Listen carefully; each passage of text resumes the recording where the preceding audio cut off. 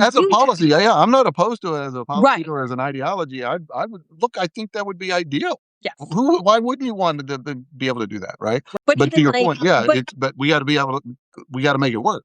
right, well, and even countries like Denmark who have Right. universal health care, Hmm. they are currently going through a stress test with it right now Yeah. because they, like, they have some real problems with keeping it solvent.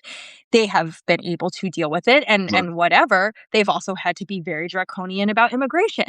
So then we have to, you know what I mean? Like Oh yeah. there are gives and takes. And please understand people, I am all about like humane immigration policy, Yeah. but and I do think because of how interventionist we've been on the foreign policy side, we owe the world some Oh more yeah. Yeah. Yeah. We've humanity. got some making up to do for sure. Right. Yeah, Yeah. right. Exactly. Like we have debts to pay. Yeah. But we still, at the end of the day, if the money's not there, it's not there. And I appreciate that you're like, please, for the love of God, someone give me a plan and then show me in sticks Right. and bricks how we're going to build this house. And I do, as an independent, get so frustrated with people who talk about universal health care and they don't want to talk about the bottom line of it.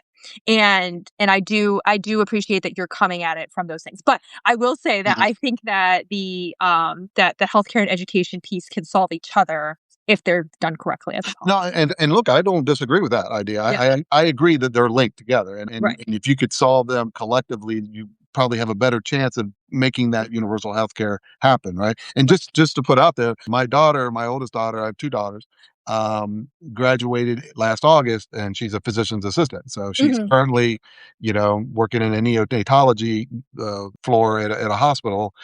But yeah, so she's in the medical profession, and she loves it, and she wouldn't trade it for anything else. But she recognizes that too. I mean, she's got a lot of offers. She's at a fellowship right now. She's got a lot of offers, and because they're shorted, they're Right. very short of it, and making them a quote unquote government employee, is not going to bring more people into the profession. So you're Right. going to have to figure out, and that's why